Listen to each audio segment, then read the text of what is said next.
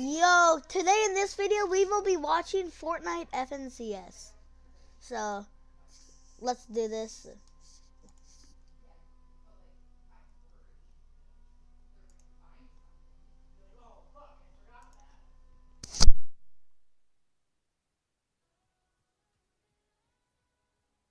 Looks like we got 6 minutes. So,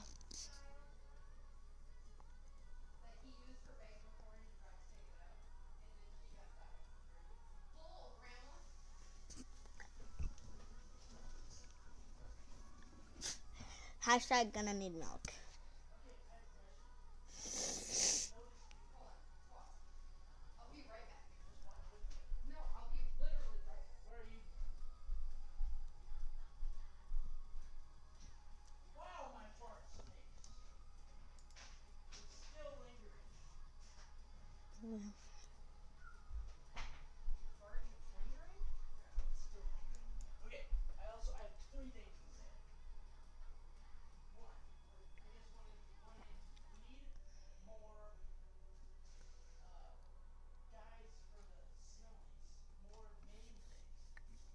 Guys, hashtag restart FNCS.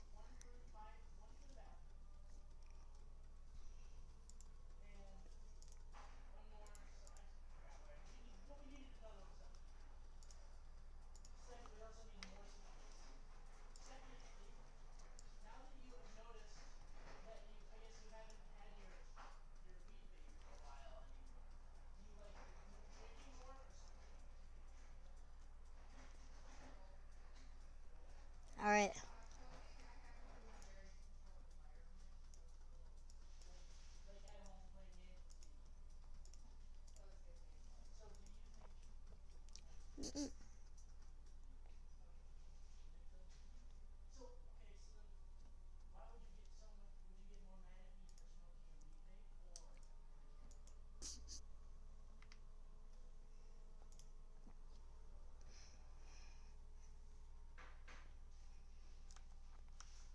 Oh.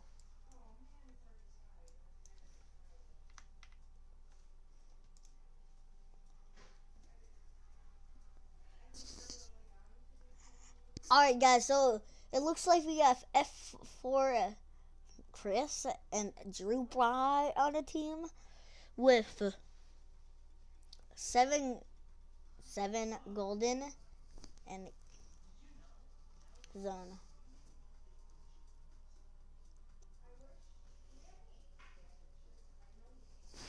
And then Shark Man. Yeah, this is NA Central, so. Oh wait, is Clicks one of the ones what got?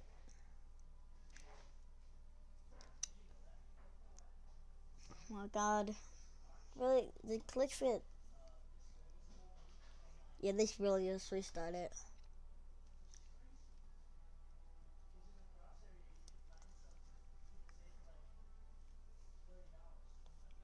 Oh wait, no, probably somewhere in the lobby list. 3 minutes, guys, 3 minutes.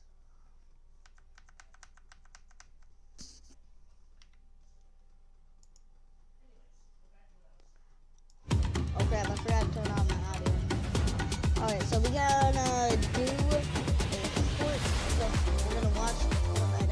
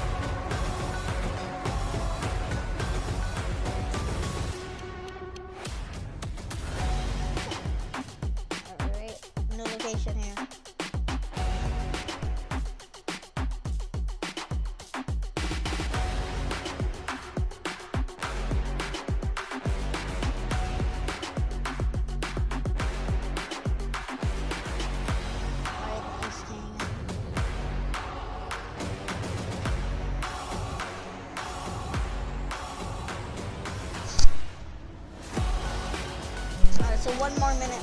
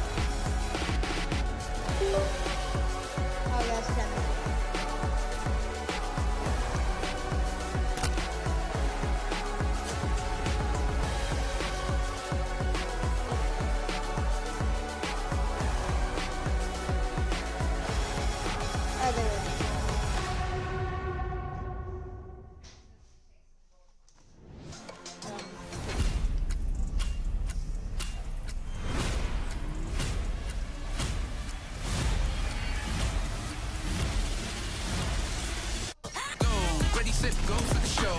Taking them lights down low. Just look at them blow. Line them all up in a row. We knock them all down to the floor. Down to the crush. Everything easy to us. Now we're like, this is a rush. This is how we crush. Another high score going up. Nobody winning like us. We crush. Nobody winning like us. Nobody winning like us. We crush. Nobody winning like us. Nobody winning like us. All right.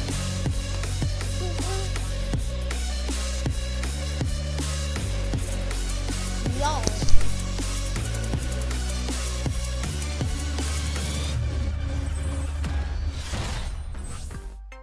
What's going on, Fortnite fam? Surprise! Here we are for the second chance qualifier. That's right, second chance. More players are going to be able to make their way to the summit in Dusseldorf just a month away. It's crazy to think about. And here we are.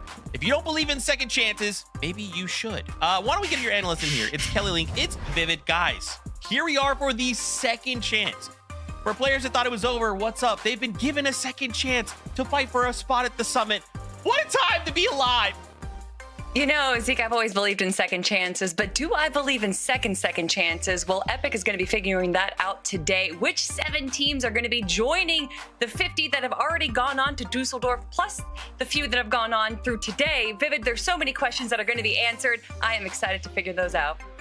Yeah, guys, I'll be honest. Listen, over the course of watching the heats, watching grand finals, I just didn't get enough Zeke freak. So I made a balls call, made sure we kind of go ahead and get this broadcast going today. And I'm excited to see 7 teams on the region kind of clutch up and make it to land. That's right, man. In case, Fortnite fam, you haven't seen the news, we've made some updates to the summit. So let's take a look. We've got a little graphic lined up for you. So first, we've made it a 3-day event. So now we will also have a Friday. Guys, there's going to be an upper bracket. There's going to be a lower bracket. If you're someone who already bought a 2-day ticket, don't even worry about it. Top left up there, it'll be converted to a 3-day ticket free of charge. I mean, Kelly Link, there's also $300,000 added to the original prize pool. Oh my gosh. Also, to see that grand finals have been changed from 6 games to 8 games. So we're going to get even more explosive finals action on Sunday. Zeke, I can't wait. Action on Sunday. Zeke, I can't wait. I'm so excited. Super excited. Cannot wait for the summit. Big changes kind of coming. Of course, Zeke, we have this little interesting opportunity here today, the second chance qualifier. We, of course, did just watch those grand finals over the course of the weekend. but we already have 100 players that are qualified to the summit. And here are going to be all of those teams for anybody who needs a little bit of a reminder. Crazy stuff over on NA Central. We know, of course, Curve and Veno. Incredible performance there. We had some more qualifiers. Peterbot and Pollo, Visual and Brave. All names that we are very familiar with. Now, of course, you know, these guys are like some of the best teams on NA Central, the region, which leaves us with the fact that they are already qualified for the summit, which means that they do not need to play today. So it kind of creates this interesting dynamic where 13 of the best teams on the region are already qualified and they're not going to be playing today. So the players that are going to be playing today have this interesting little opportunity to go ahead and clutch up while it's kind of not facing some of those top teams. But let's talk about that. Let's maybe break that down a little bit more, Viv, because you've got some stats for us lined up. So if we had to kind of talk about some of the stats for today, what are some of the things you're excited about seeing as we bring some of these up? Because, man, you know, Kelly, Viv, there's some cool stats here for sure.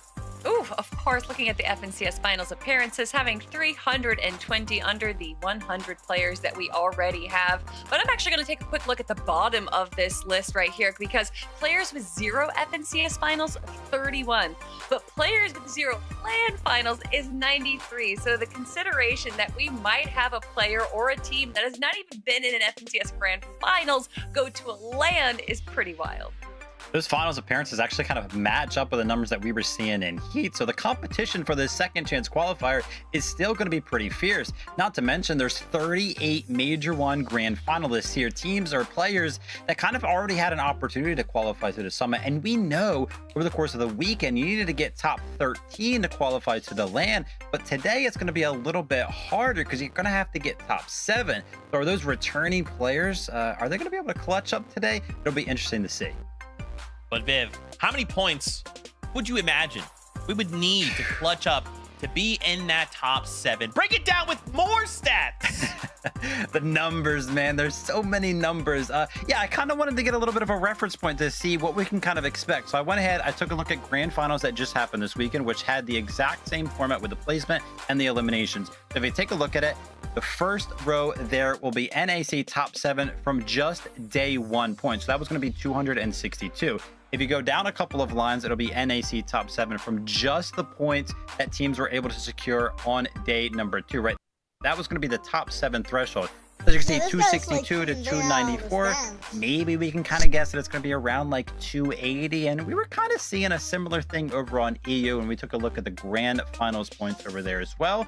And then I also wanted to take a look at, Kelly, the biggest game that we kind of saw over the course of the weekend, which was 105 points. Just to kind of give us a little bit of a reference point to what we can maybe expect. Maybe teams are able to accomplish in like a last game needed scenario. You know, if we're talking about expectations and using EU as a reflection, I would love to see a team win 3 victory royales in this game or in this lobby, because Akira and Kurama were able to do that. So one team's got to be able to do that for North American Central, right, Zeke? Gotta make it like 4, right, Kelly? So that's the only way that we could do this. Well, you know what, guys? As we prepare ourselves, why don't we go meet up with MDF and Jacob PR, your casters for today. Thank you so much, Zeke. And one thing I know for sure, Monster, is today is going to be full of chaos, just because those 13 teams that already qualified to the Summit LAN are no longer in this lobby does not mean it's going to be a cakewalk at all. No, definitely. I mean, we have teams that we're definitely going to be keeping an eye on, one of which might just be fully contested. You have Bucky and Zen, right, Jacob? This is, of course, one of the many popular teams showing up this weekend. One of the more exciting ones we want to be talking about. Yeah, this is a team. We saw them in Heats. They did get a victory royale to qualify to the FNCS Grand Finals. Unfortunately, they fell a little short. Contested drops, that's what's going to do it to you today.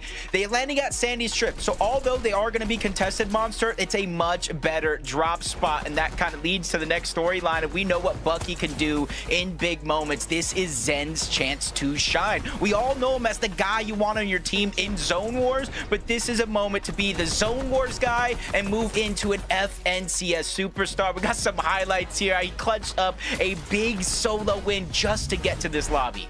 Yeah, and there's been a lot of hype around Zen. He's definitely been having his moments. Performing just yesterday to bring him to this, portion of the stage here is definitely impressive, Jacob. And that's really why we're giving him the little extra spotlight, the nod that we've been watching what's been going down out there. And for him in particular, he's got a lot of pressure on his shoulders now, because can he basically make a jump to his first land? It's the real question here, Jacob. Yeah, there's got to be a lot of questions as the day goes on. A lot of them will be answered quickly. A lot of them will take the full 6 games. We'll catch up with you guys later. Back to Zeke, Kelly, and Vivid to break down the rest of the teams. Thank you, guys. I think if we took all of the things that they just said and we kind of summarized to like a one-liner, it would be Zen is him. Okay, let's take a look at the lobby list. Who will we be seeing compete here in the second chance qualifier? Here's a look at the first 25 names. Let's go ahead and start with Iamso and Josh. So here we are in the second chance qualifier. This is a high profile duo, right? I mean, like, there's just no way these guys don't end in that top 7. Oh, well, I mean, don't jinx them, Zeke. My goodness. But yes, Josh and Iamso, as far as it goes for accolades and everything, they are probably the most notable team that we have in the competition right now. Landing over in Storm Station, which is where we saw Acorn and Bolts land over there. Obviously, they have tons of real estate. They have a lot of opportunities for rotations with the static launch pads. And as far as endgame goes, we know these guys to be low ground, the front of low ground warriors going for those eliminations, and I think that's something that we can probably expect to see them as well today. Yeah, would love to kind of see them control the low ground. I think we saw a lot of teams kind of find that position to be successful over the course of the weekend. And if we take a look at who actually won grand finals, Curve and Venno, this new formation of teams that's kind of hit the spotlight when it comes to Fortnite competitive, where you take a vetted player and pair him up with like this young gun who can really find you all of those eliminations. This is kind of like a similar team, right? Yamzo, that vetted experienced player, and then you have Josh, who's kind of expected to be the mechanical player, the young player who can kind of find this elimination. So in terms of forming of this team, they've got the right building blocks here to be exciting to see if they can clutch up and get top 7, but they are looking like favorites. Ooh, love to see that. Why don't we talk about the next duo as we bring that lobby list back up? So this duo actually newly formed for the second chance, right? It's actually Kingling and Craze. So coming into this stage of the competition, making it here, now the second chance on the line. Being newly formed, Kelly, do we think this duo can take it all the way? Can they end in that top 7? Well, when you say newly formed, we have to add the asterisk to it because they've actually played together going all the way back to the start of Chapter 7, Season 1. And they had relative success, but obviously they broke up and we had Kingling go play with a Thief, where Craze ended up playing with Fuga, and they both did end up making it pretty far, but unfortunately not able to qualify themselves to Dusseldorf. But when I look at this duo right now between King and Craze, what I think of is explosiveness, Vivid. I can expect a lot of craziness from the mid-ground, and honestly, they're probably going to be going for height. Maybe sometimes they're going to be going on the low ground. Can't really predict from this duo. Yeah, flip the script. Forget everything I just said about Yamzo and Josh and the spotlight of experienced and a young, newer player, because this team, I gotta tell you, looking at their FNCS finals appearances, they only have a combined number of 8. So both of them are gonna kind of be like new to these sort of lobbies. I will say though, usually when we take a look at new players entering the light of like a fixed lobby like this, usually the toughest thing for them is storm surge. However, taking a look at their drop spot, they are going to be uncontested with a ton of teams around them that are going to be contested. So there is actually opportunity there for them to go ahead and conquer storm surge. So yeah, I think they're actually looking good today. You guys don't think that maybe the pressure of now the second chance lobby forming for this, right? Extra eyes even looking at from the outside looking in, going, can these guys even make that top 7? Is that going to be enough to break the duo? Do you think they're not even thinking about it, right? They can't let these thoughts enter because they have a job to do today.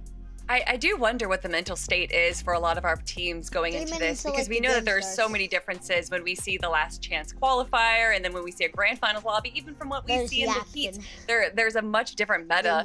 And so I'm wondering, going into this, have they already experienced, success and then failure and then like, oh, they've already given up? Or is this going to drive them more? Are they going to try weirder things now because this is like a second chance? I don't know, Vivid. No, I think they're going to be fine, right? You kind of mentioned it. Both of these players got to, dip their toes in the water over the course of the weekend. They experienced a grand finals.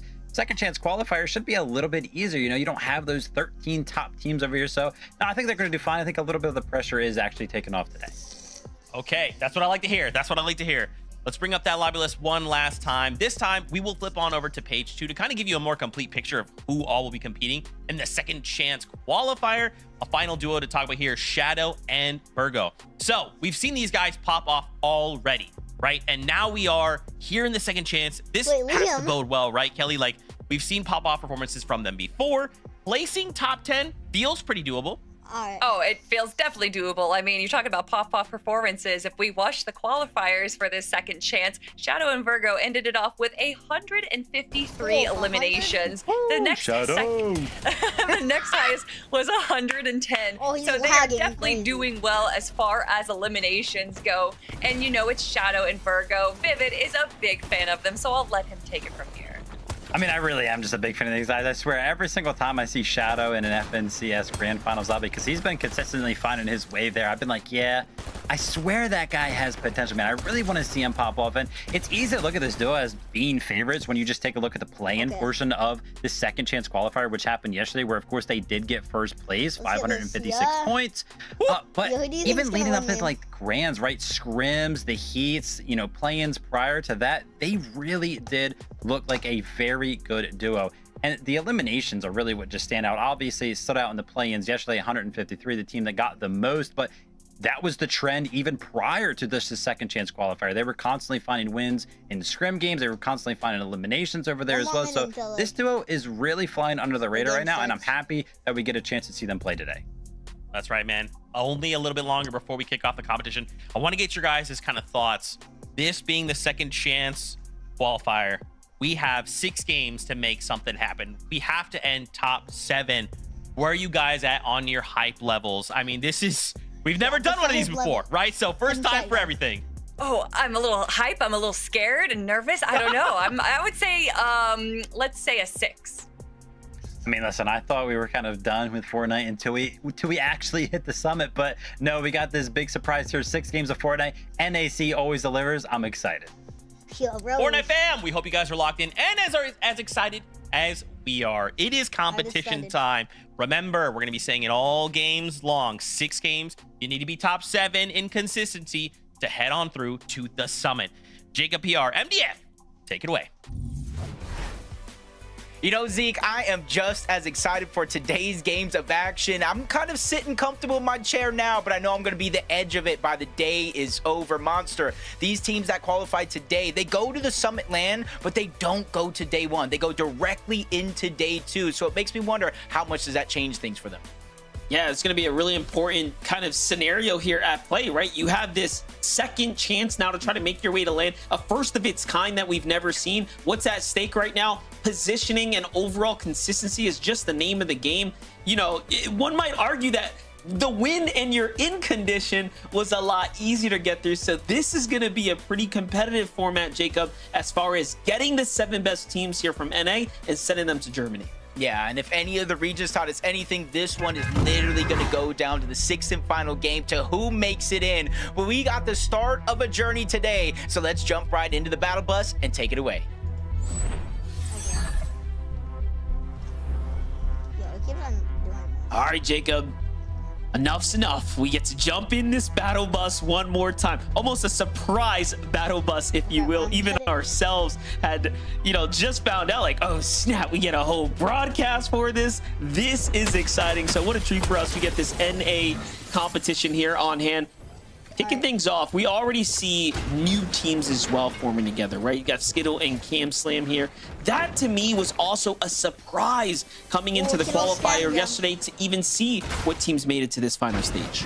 Yeah, and already you're seeing something that we didn't necessarily see in the finals, a contested side of the Battlewood Boulevard, the north side overall. And that's something that Vivid mentioned. With 13 teams out, you got a whole slew of spots that are opening up, teams immediately trying to take advantage. This is where Curve and Venom, our FNCS champions, actually did land, and you can kind of see why players are moving in this location. Sharkman and Yuz, they missed out on that opportunity, but this is the second chance, and sometimes that's all you need. He's going to stay alive now and try to create some distance between him and Cam and his duo on the other side, so that way he at least has an opportunity to get the reboot card and his teammate back in the game. Both of these duos here are very much experienced players, but Yuz has got to be careful. He's moving straight towards Dragon and Creon there. Team that can obviously hold their own.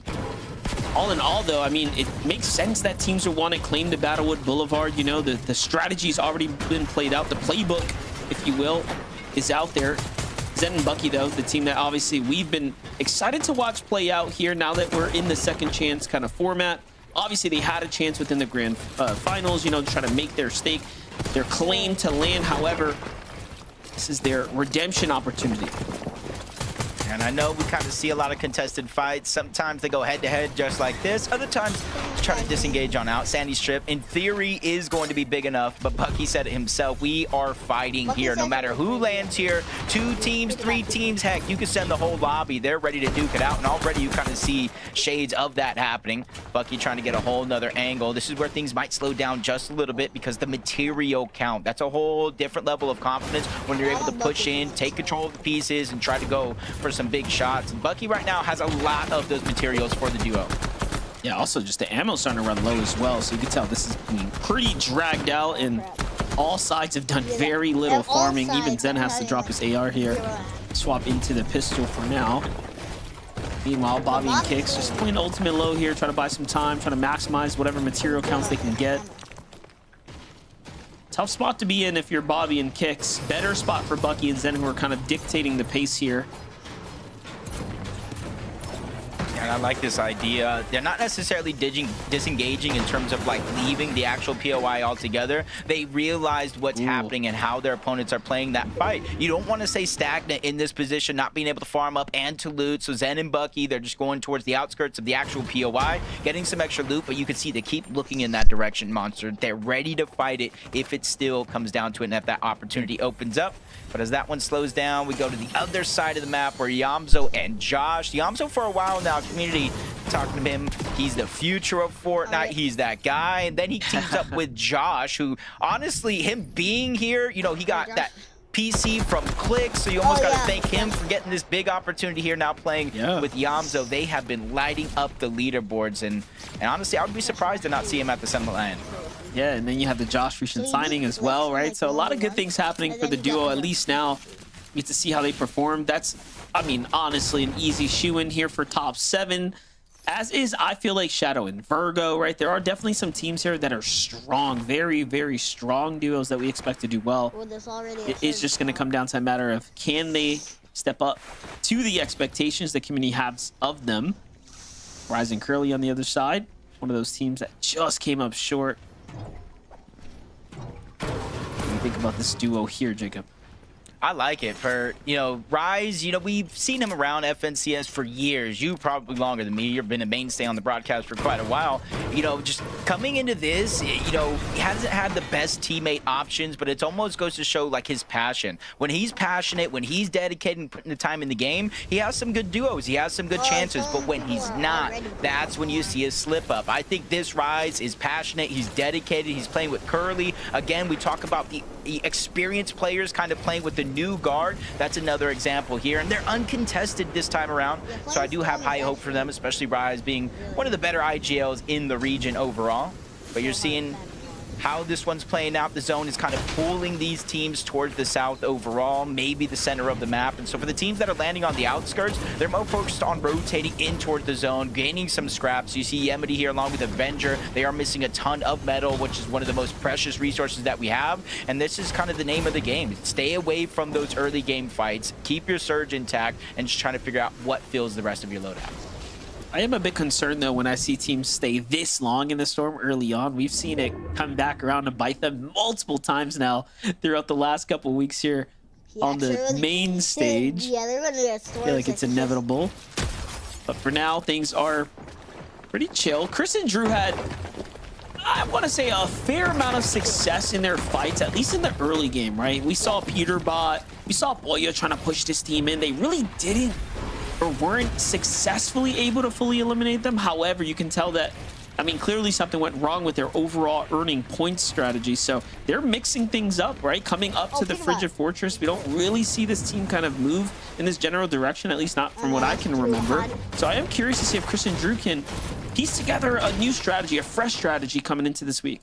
Yeah, especially being kind of a newer team. We're kind of seeing them consistently make these Div Cup finals, you know, dating back a few of those. They've made 16 overall combined. They've made 3 FNCS finals appearances, 2 of those coming this past weekend as a duo. So they're still gaining their footing in the overall ecosystem of competitive Fortnite, but they've shown so many shines of brilliance here of how to really play Fortnite in general. They've seen the top of the leaderboards. They just need to be able to execute in all 6 games and not fizzle away. 20, another one of those players, kind of like a household name, teaming up with, I do believe, Neko here. And they're landing on the south side of the map. We're rotating rather quickly. I'm not a huge fan of this side of the map, or especially landing here, but if you're able to get some sort of base setup where the zone is rotating in this direction, you're going to be faring very, very well compared to most of the other teams that have to rotate in.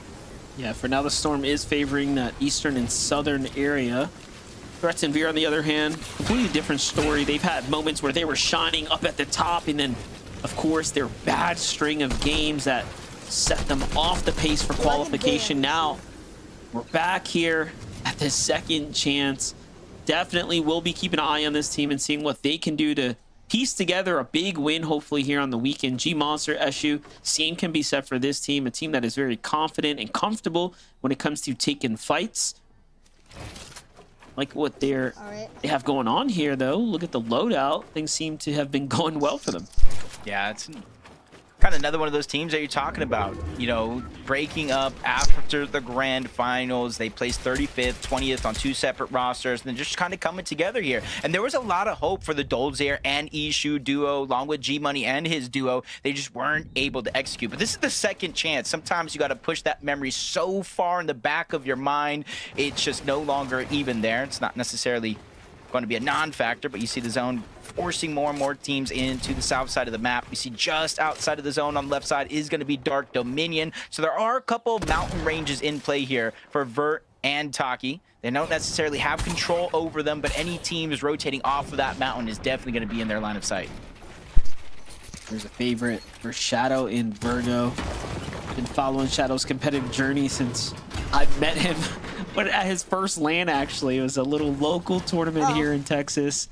He was such a sweet young boy, and now look at him, all grown up, making his way to grand finals. Just an incredible story for him, and he's only gotten better every single year. You know, Vivid kind of kept talking about, hey, we see him popping up, we keep having these high hopes, these high expectations, and year after year, he's slowly improving. Give that a second, though. Evan, Pure BX jumping into things, getting their hands dirty here, finding their first set of eliminations onto a team, taking them down. And actually, Jacob, I didn't even get to look at the player count. My gosh, almost 90 players standing right now. By far the most congested we've seen. I mean, even since the heat stages, I don't think we had any zone approaching zone 3 with that many players live. Yeah, I'm over here just trying to think as you're talking, like, was it heat? No. Finals? No. There was almost no stage in the tournament process where we had 89 players alive at 4th zone. Just kind of shows that the second chance might be a lot of these players' last chance here, and they're really putting it on the line. There's only 6 games instead of finals where you had 12 games. There's almost no room for mistakes because that one game could set you behind tenfold to see a couple more teams trying to rotate in off that mountain that I was talking about from Dark Dominion.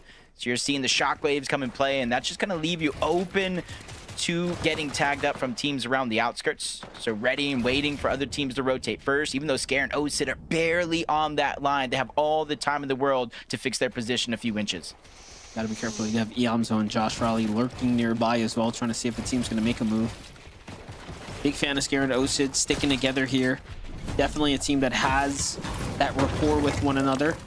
Looking at the feed, though, not sure what happened with Zen there. Possibly fallen in the storm. We'll keep tabs on that team. I hit him. Jumping up to 91 players now as players get rebooted. So a lot of activity in play here. Meanwhile, you have Electro trying to rotate on the outskirts. Scare putting in good pressure from up top. Iamzo, Josh Riley try to go for one of those exchanges. Clearly, they end up on the losing side of it. Storm Surge is going to activate. We knew this was coming. 91 players still up, and there's going to be a good chunk. We saw Josh Yamzo less than 100 above the damage threshold. I think that is going to be the case for a good portion of this game and a good portion of these teams. So if you do get that max pull, you have to be quick to rotate. You have to figure out a plan before it comes into play. Some teams might not necessarily be in that same scenario, though. You see Pure, you see Evan, they have options here. It looks like they're rotating towards Scribbly Shores. There is a rift here that they can try to utilize, but depending on where the entire lobby is, it's pulling towards the south. They're going to have to go through a congested part of the zone if they actually want to make it there. Have to be very careful not to cross path with a team that has a need for Storm Surge. They're one of the few that actually has 3 eliminations in the game right now. You can tell even from this one right here how quickly they were to be trading shots there and come out, of course, ahead. And that's why they're sitting comfortably on the threshold. Meanwhile, talk about teams that already have been affected by the surge. Boz and Kugo here surely have a lot to be desired here, as they're hanging at the Dark Dominion trying to play for the Mending Machine, just buy themselves some time. But I mean, they're gonna be forced, essentially, I was gonna say, like, key a team or something. There's too many teams in a storm that are below. Yeah, and just because you see here Avenger, Yemity, they're 16 above, right? They can rotate to zone perfectly and not take a single stretch, but they can still fall below the damage threshold because of other teams on that leaderboard being active, getting damage. Yes, they take a couple of shots there. They do fall below, and the instant they do, it's active Storm Surge. Every 7 seconds, 25 damage. So if you're below that threshold, you are officially on a clock to try to get any bit of damage that you can. And I think Avenger, Yemity, they're feeling the pressure here, trying to push up onto Jojo Fishy and a Oxy. They get the eliminations here, but they're still not above the threshold. Yeah, that was an incredible play though to land on a teammate, but now Yevity's under pressure here. So Avenger doubles back into the storm instead of chasing that elimination so that they can get the most out of their mist, Flowberry mist here. And I do respect the play, but definitely risky. Might have been better to just split up and go for the damage instead. Avenger with a desperate shockwave and spray and pray there, but it's just not going to be enough now. 99 damage below. There goes the last surge tick to finish them off. Curve and what looks to be, oh, is that King? Yeah, okay. King and Craze jump down to pick up the loot here. Well, these guys are coming. I get you, man. He's just trying to channel his inner FNCS Don't like champion it. here. Don't Yeah, like with it. Curve. Not necessarily. I want to see Craze get the shine, but that's just one of those mentalities here where he doesn't care if he gets the spotlight. He doesn't care if he's MVP. He doesn't care anything like that. He just wants to perform well. And that's one thing for certain. I've seen Craze from the start of the year up until now go through roster mania on his own, but more times than not, he is performing well, barely missing out of qualification in some moments. So you can see it with a brand new teammate here in King, somebody who's actually getting his own shine as well, King. If they can pull up in 6 games, get one of those 7 spots, rise the main stain to FNCS. He's calling this his own last dance here. He's getting a second chance here, 146 above the damage threshold. A ton of trust in Curly here to perform, but they got a max pull. They are 146 above the damage threshold, and that is going to be something in the back of their mind as they rotate. Well, the intuition's very good here to recognize that this might be a free opportunity, a good fight to take, but no, they end up second guessing themselves and off they go. More cautious about the storm pushing them in and being very far from the rotate. The timing seems perfect though. Look at this. They slip right by, avoiding tons of pressure. And honestly, they're just early enough before other teams get to set up. Meanwhile, jump into the storm here. You have Zen and Bucky. Okay, 3 below right now, so they definitely have a bit to worry about, but they're not in the worst of positions. They actually ended up tanking Storm to position themselves dead center now. So Bucky and Zen, I think, are in a pretty okay position. You know, all things considering, it could be much, much worse. Yeah, I like their position. I got to agree with you 10 times over on that one. The thing that worries me, though, is looking at Bucky's inventory. He has 7 AR bullets. So they're already threading the needle when it comes to Storm Surge. You saw Bucky use some of that medium ammo to kind of bleed through the builds and get themselves above the damage threshold.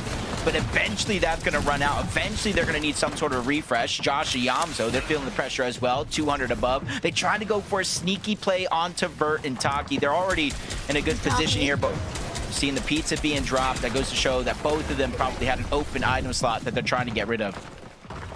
Yeah, most definitely. Look at that. The elimination actually comes through because the Surge does the rest. So they get rewarded with points. Now they're looking for that body here to see if they can go ahead and find some desperate material count here. Already out of wood. Josh Riley is riding on the edge. So we start taking a look at the wider picture here. Osid off to the side. The only team positioned with a little bit of high ground. Seems like they were the first to make it to zone. Possibly even a lucky pull there. Every team we're jumping in with, though, has something wrong with the loadout, though, whether it's lack of heals or material count or damage or ammo. Now it's a little bit of a world of problems for a lot of the favorite teams here in game number 1. Yeah, I think 91 players up was kind of foreshadowing how chaotic this was going to be. Most of the people we're seeing are like 120 or less above the damage threshold. Vert, you see Bucky here along with Zen. They're able to stay consistent. I talked about the ammo, but you're seeing a whole refresh on the Bucky. He found what he needed, and now they're on the high ground. This is giving me deja vu of game number 1 in their heats where they were able to pull out a victory royale to go ahead and qualify to the finals, but they can't slow down. Neither Curly and Rise. They find a quick elimination here, much needed for the Siphon. They absolutely needed the damage as well. Look at this. That throws them up 300 above. That was going to be a 200 damage secured there. However, the Storm has done its work to rise here, and ooh, big shots come in now. Pretty desperate position now to be in. Yeah. Pros don't fake. He just goes straight through, commits to the rotate, ends up with Curly here now, safe and sound for now. But Curly opens the box instead of waiting for his teammate. Whoa, whoa, whoa, a little bit risky there. Now 2 teams on either side, and Curly's down. But a Flowberry miss comes in. I don't even know who dropped that one there, but Rise is happy to soak it up. So much below your club.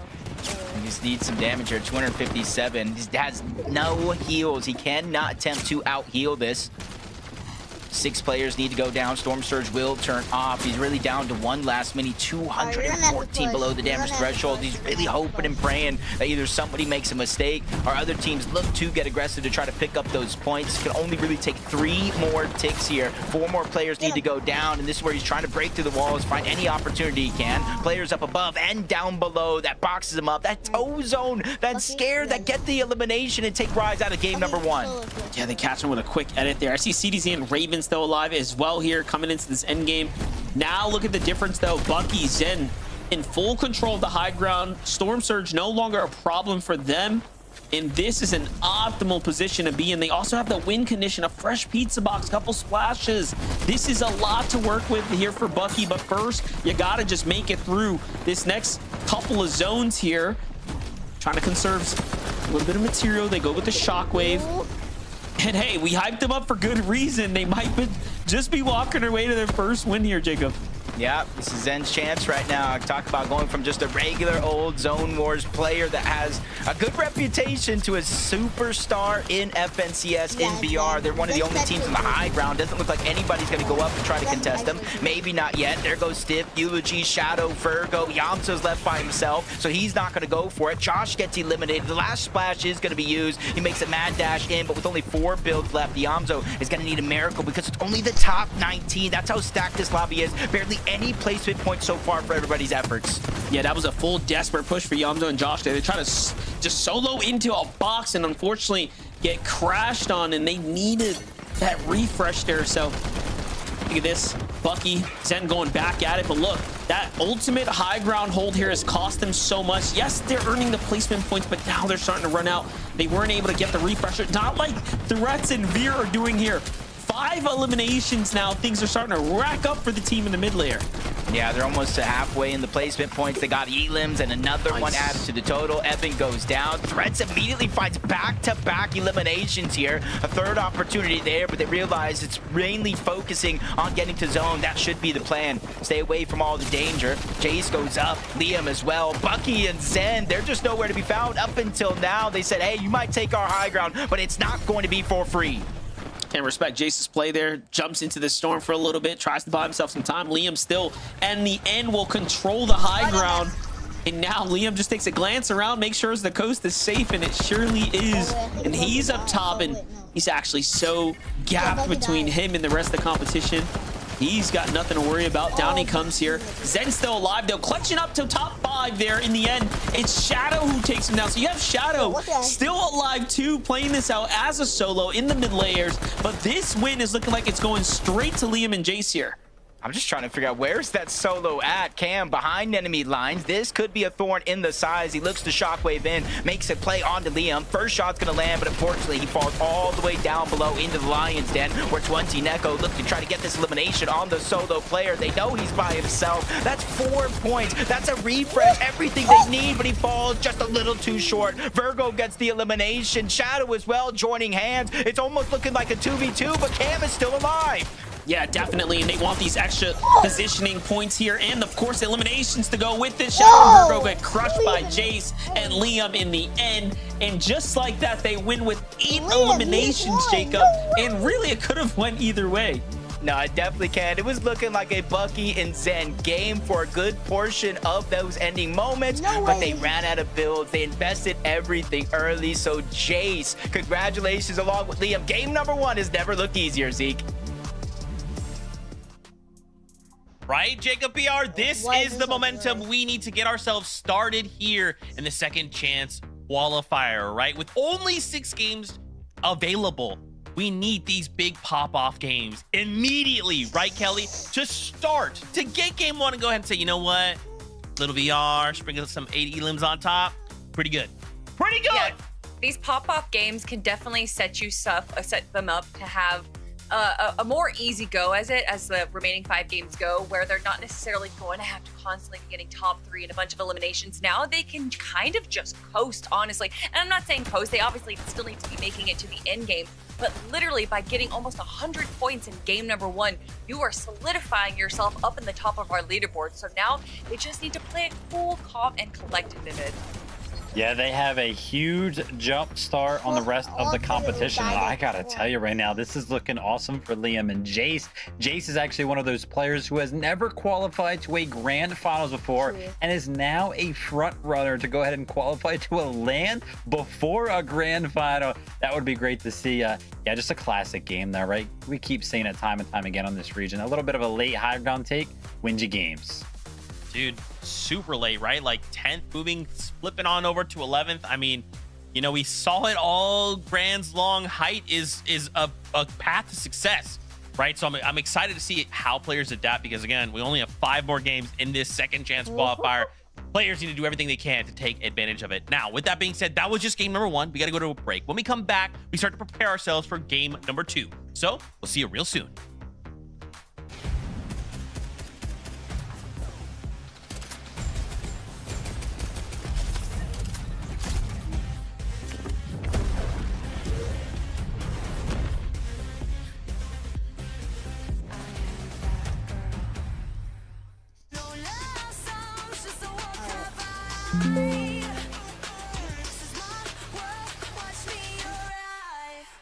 Watch me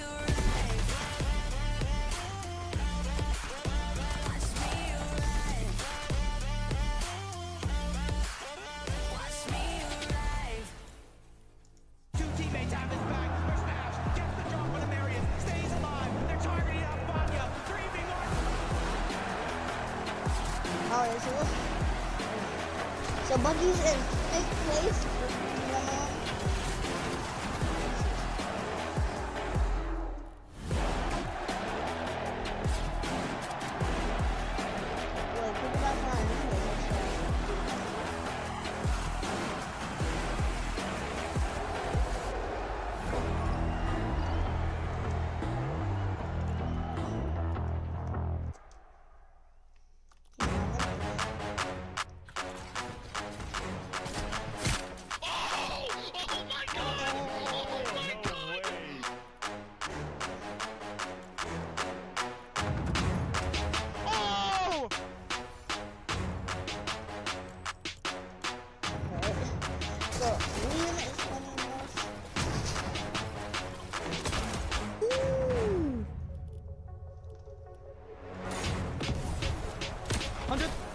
I'll go here. I'll go.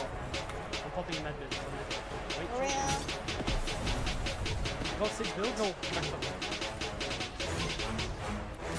So he goes up. Wait, if you're mid, wait. Oh! 100. Side jump. 100. Dead. Oh my god. Oh my god. Oh my god. And I don't know how to feel about it. You're not used to losing. Getting beaten? Not like this. These players are just so locked in. Could it be the milk?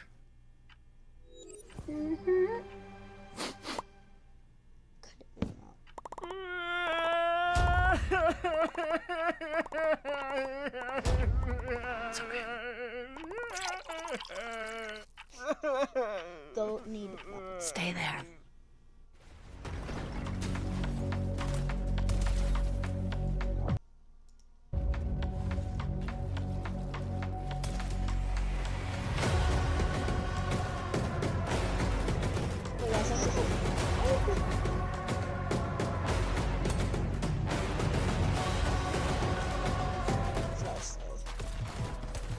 What's going on, Fortnite fam? Welcome back to the second chance qualifier. Game number 1 goes on over to Liam and Jace with 8 elims.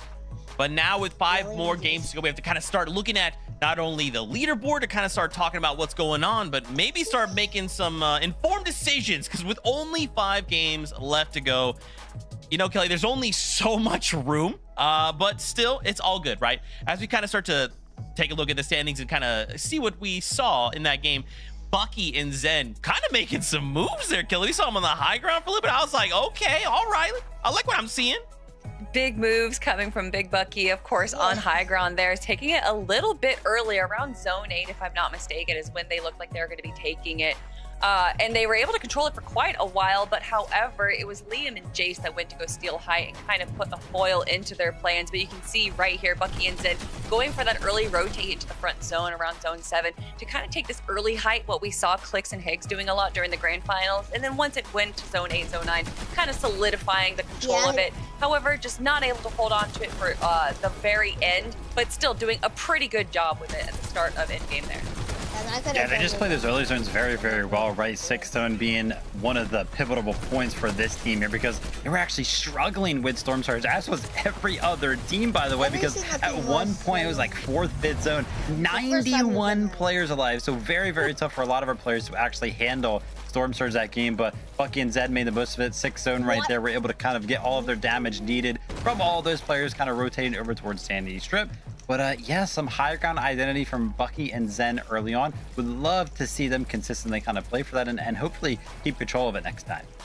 All right. We got 5 more games, right? They can make it look clean, right? And if not, we did see Zen pull off a couple solo clutch rather there. So I'm excited to see what else they got for us. Also wanted to highlight Threats and Veer. Honestly, a strong starting place. They ended that game in 8th place with 8 elims, but they're currently sitting in 3rd place, right? I mean, we just string a few of those kind of consistent games together, and guys, we could be looking at a top 7 qual. Yeah, you know, we got to see some low ground teams from like Shadow and Virgo were in the low ground there, 20 and Neko as well. But Threats and Veer was really impressing me on the mid ground. They did a really good job focusing on like good angles, taking some shots on the players running down below them, getting those eliminations, just like what we're seeing right here, as well as also just picking up on height. I noticed they did. But of course, eventually their run is going to end, and the mid ground has to be one of the most dangerous places you can kind of just be hoping to grab a few good eliminations. So still, by having that many eliminations, they are going to be sitting themselves up in 3rd place right now. So it just goes to show how important those eliminations are, Vivid. Yeah, incredible work from them. We actually saw right there, they only had 1 elimination going into the moving zone. So finding a lot of those refreshes in the mid ground, like you talked about, was the only thing really keeping their game alive right there. And, you know, I can't lie, we've kind of seen a trend kind of happening with high ground. It gets a little messy. So these teams that are able to do well from the mid ground, from the low ground, I feel like they have a real big edge up on the rest of the competition. So look out for Threats and Veer to continue to do well. Again, Storm Surge is going to be a big thing, and Threats is known as one of the players on this region to have some of the best aim. So definitely is going to be awesome to kind of have him on the duo here, and hopefully carry you to a positive Storm Surge consistently throughout the rest of the games. Okay. Viv, I'm looking at that top 7 though, right? Remember, we need to end the day in the top 7 if we want to go through to the summit. Shadow and Virgo currently occupying that spot now. As you kind of called out at the beginning of the show, these guys had a really strong showing in yesterday's open qualifiers, right? So currently we had a 3rd place with only 3 elims. Like, of course, that's not crazy, but honestly, as a starter game, that feels like this is a good start. Yeah, I think the thing here is, 3 eliminations is definitely lower than I think me and Kelly were kind of expecting. That was a big talking point about this duo. But the fact that they were able to get 3rd place with only 3 eliminations, I feel like that's really, really good, actually. Yeah, if you looked at even before where we were at the very end there, they were kind of in shambles. So to be able to survive that long and still get some like eliminations, I love to say it, the pro players that really separate themselves from the rest of the pack, it's not doing right when everything's going well, it's doing well when everything's going wrong. And I think that they kind of exemplified that really well in that game. Shadow and Virgo didn't really have much for the end game, but still able to make it to 3rd. Okay. I also want to take a look at the leaderboard right now. Josh and Yamzo currently in 18th place. They actually ended that game in 18th with 2 eliminations. A little bit of a slow start for the duo, but I mean, this is Yamzo and Josh, right? Like, we just need one of these super strong games to suddenly be back in contention. And I think with 5 games left to go, Kelly, that's going to happen, right? What did I say about cursing them, Zeke? What did I say about jinxing it? No, it's Iamzo, it's Josh, it's game number 1. Iamzo and Josh are going to be able to look at this, review, and then make a comeback once again. Iamzo and Josh are incredibly smart players. So even though they might be a little bit emotional, honestly, I think that just with 1 game done, they're not going to get too frantic just yet. I think that they're going to be able to kind of collect themselves and come back to game 2 with a fresh mindset. Yeah, when we actually tuned into some of the highlights there from the duo, we kind of saw that they were like 500 above, but that did not tell the full story for the rest of the game. If you were kind of paying attention, when they were 500 above, they also only had like 14 builds remaining right there. And that's because they had to invest a lot of those builds to actually get positive when it came down to the Storm Surge. So one of those duos that was struggling early on, we've already talked about it multiple times. All of the duos really were that game, but kind of surprising to see a duo like Yamzo and Josh struggling with Storm Surge, because you would kind of expect them to do well or a little bit better, being the experience that Yamzo has.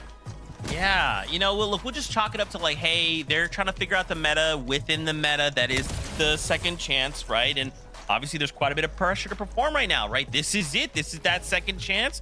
We need to end top 7, right? That was just game 1. No one freak out. I'll do that for us. With that being said, game number 2 is ready for us. Why don't we go back on over to the casters to take us in? Oh. Yeah, definitely. I think the pressure to perform is real, but hey, the hardest part of the tournament's over. You put your feet on the battle bus and you got through game number 1, right, Jacob? Yeah, that's one thing that we learned throughout the stages here and throughout the years is game number 1 is usually the most stacked. It's usually where teams are filling each other out. Drop spots could tend to switch up as the day continues on. So we're really looking at the players that have that mental stamina, so that way they can be in bad situations, get out of it, and still have a phenomenal tournament. Monster, these are 5 games left, and I know they're going to fly by fast. Yeah, it's looking pretty competitive as well. 60 point is the cutoff now. So you're going to have to average at least 60 or better to start jumping up the standings. So let's see it here for game number 2.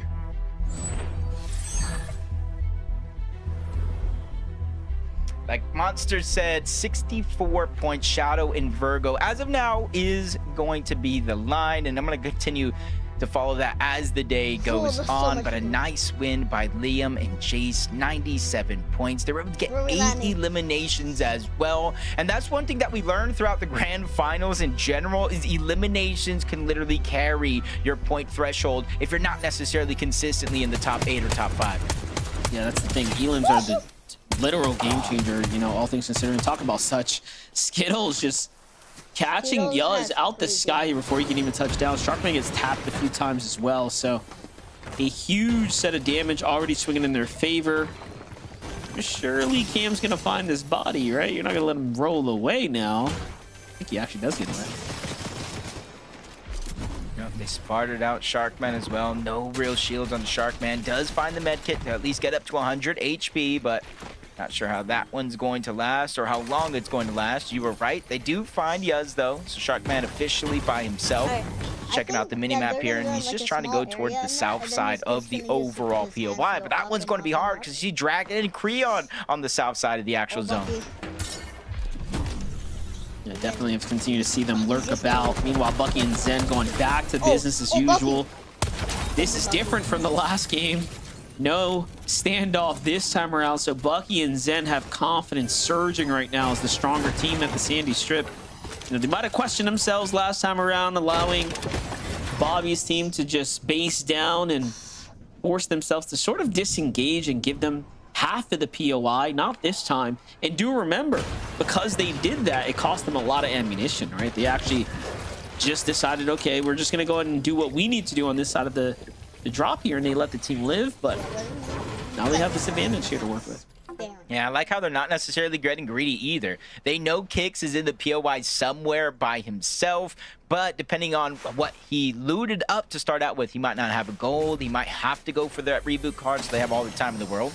Around Sandy Strip, pick and choose what they want to do. Josh and Iamzo landing at the top side of that mountain. They instantly loot up a couple barrels, a couple chests, then dropped out here. And that's one thing we saw throughout the heat, throughout the last chance, throughout major finals, is that launch pad back here is so valuable because it does allow you to dodge a lot of the mid game. But while you're dodging shots, you're dodging opportunities. And I think that's one of the focal points of why Josh and Iamzo were low on surge going into the end game. Yeah, the thing is, you could play it either way. You could play it late for rotates. You could play it early for aggressive landing on different teams. So let's see if they make some adjustments. 20 help, just listening to a team nearby. Try to set up the ambush. Unfortunately, that team does not walk into the trap here. They end up exiting out the back. I'm going to get to fishing here. You can see from the bird's eye view, there's a lot of loot to be had here. Matter how they want to approach the situation. Yep. They want to get surge, they want to rotate out, jump on board, Rise by himself, currently forced to get rebooted. I was about to say no down just yet, but he at the last bullet from Kiffy, he does actually get the elimination, but it's gonna be a 1v1. Almost wish in that situation Rise maybe should have shockwaved up a little bit sooner to stop him from actually getting clean cut shots onto Curly, but with the knock already there, he's just going on the chase. And the longer this one goes, it's not only gonna be hard for Kiffy, but it's gonna be hard for Rise as well. Wait, other team? That was the other team, or wait, what? There was a duo in the distance. I'm not sure because I was looking at the feed. Wait, it looks actually, like he went down to him. I am at a he loss just for back words. out. You know what? We're not even gonna talk about it. Something happened. Rise is alive. Curly's alive. We got to keep going. I'm someone who loves to talk a lot. I'm not normally left speechless, but that was a moment there. After today's Games Monster, I got to go back into replay, figure out what happened. But Curly Rise potentially getting blessed there, because getting a revive is a much different story than having to get the reboot. The audio would have given away your position. So Rise and Curly, if there's any moment in a tournament to pinpoint a miracle, that might be one. To see how they go with the rest of this game is Threats and Veer. Good start for them as well, but tested this time around. I'm not sure if it was to start this one up or somebody lurking in that direction. That is going to be Traps and his duo, and it doesn't look like they're making a lot of noise, so this might be a lurk play going on. Oh yes, it is.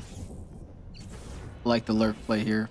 Not to distract us too much, but in my head, I'm just picturing his power just shut off, like just at the worst time.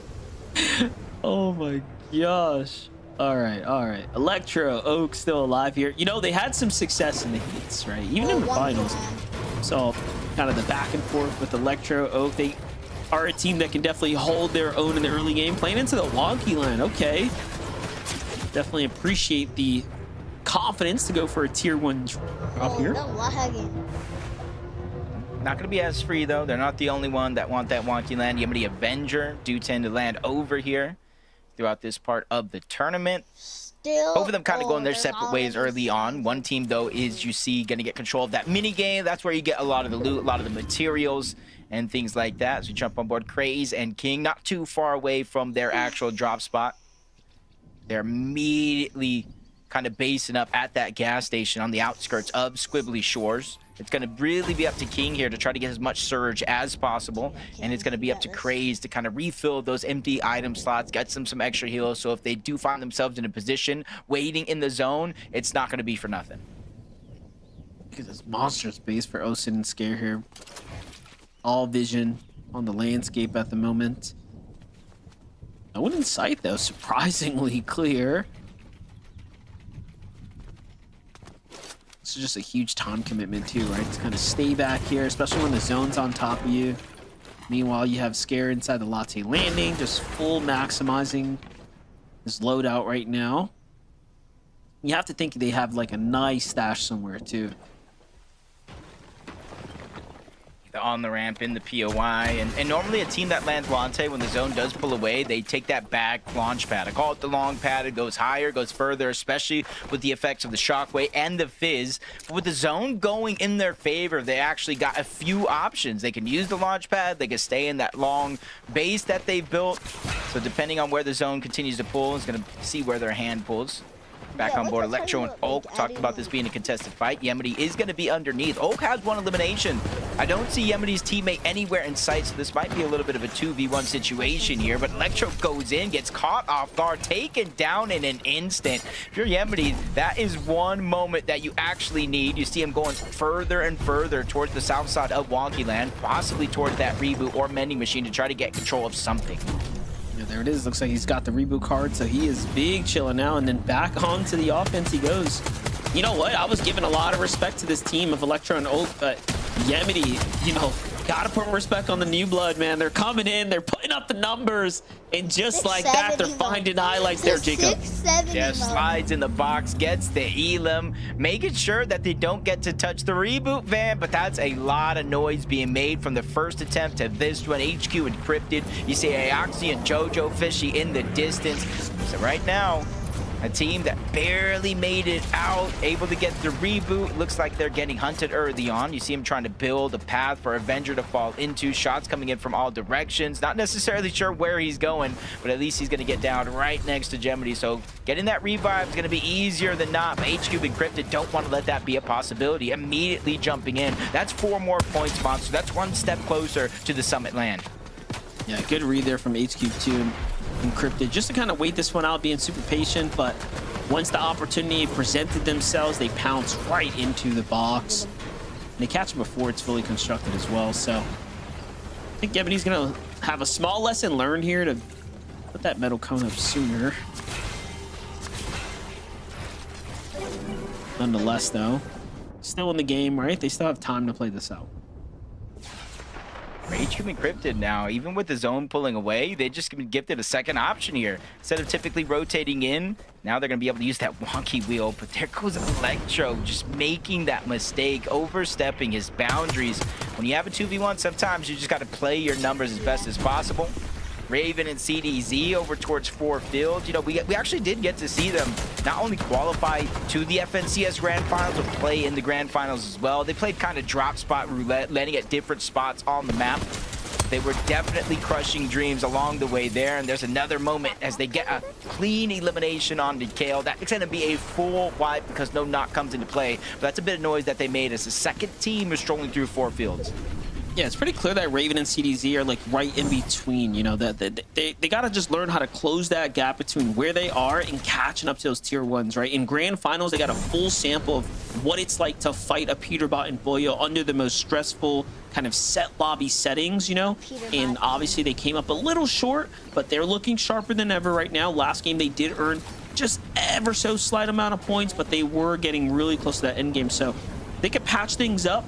We'll see a lot of good things continue to develop there. For 20 and Help, this is a team that obviously is off to a very hot start right now. 68 points, kind of leading the charge here for the line of where you want to be for your qualification spot. Take a look at this. From one fight to the next, it's up to Magma and Sleepsy. Okay, so this is actually a really good team. Raven and CDZ have to be careful here. Yeah, but they got that one elimination. I was careful as you think. Slepsy going down. And that was a needed elimination. No HP onto CDZ and Raven. With that, they get splashes. They get pizza. That's a huge pick-me-up. And they don't even necessarily have to stay. There's a solo around this part of the map. You see Volt and his duo around this part of the map. So they can't easily try to disengage. But the longer and longer they take, the harder and harder it's going to be to rotate out safely. You kind of see on the outskirts of the minimap, Magma trying to run away. CDZ and Raven hot on the heels, but CDZ takes a monster of a shot. You see that that's doing to their Storm Surge. They were over 100 above. CDZ taking that shot puts them a 95, so continuous fight might be good for the leaderboard and getting points, but depending on how much damage you take, it may not help your case in terms of Storm Surge.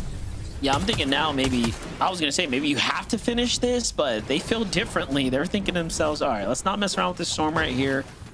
Let's just get on out, replenish some of this material count. Look at how much it's cost them here playing so aggressively. But the biggest loss here is surely the damage. Oh, look at that. Little bit of leftover loot from previous teams pass. That's how it ends up playing out. It's Raven with a side angle. Catches that play before you can even react. On the high ground looking down is Taki and Vert here. The Frigid Fortress in full control right now. This is a great spot to be in too. Look at the congested amount of duos starting to land in here. Yeah. And what I like to see so far is not only that, but like 2 different zones so far. You know, sometimes we do see tournaments where in 6 games, maybe 3, 4 of them kind of all go in the same direction. Game 1 goes towards the south. Game 2 looking like it's going towards the north. So really keeping players on their toes. As Vixie, Sky, they rotate in towards Wonky Land. You see they already got 1 knock on Avenger. Oh. Almost wondering if it was fresh off the reboot or not. Either way, you see them trying to look and figure out where Yemity had went. Who returns back on over toward that mending machine, trying to get as many med kits as possible. If he has any hope on, sir, at not only getting Avenger back in the game, but both of them getting out safely to the zone, because we're already in the 5th, where once we go in the 6th zone, it is going to be a 5-tick. He has to act quick. He has to go now. There's almost no time left on his clock. Yeah, it's only getting more and more difficult now to kind of stay in the game and end up in a position that's going to be competitive for yourselves. Looking at this, though, Soren's Shadow.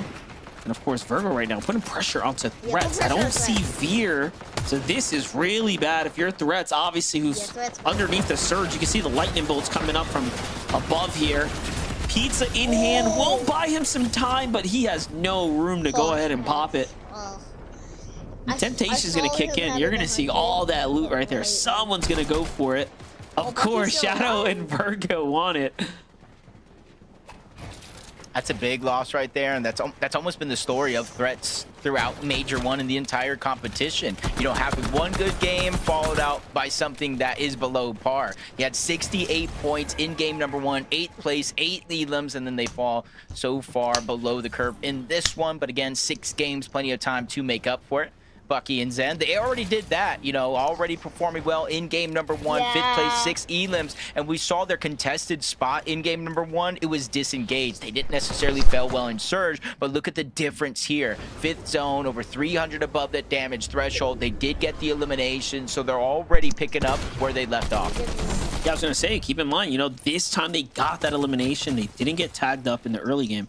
Sky loves Jesus, though, from the Storm to the new zone, and now he finds himself his first elimination there, so that's actually an excellent way to kind of recover his way back into the tournament.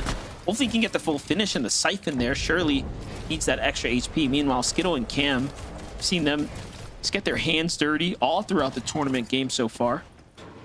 Not too bad of a spot to be in. Storm is going to end up be pulling directly on top of them, so some favoritism at play here.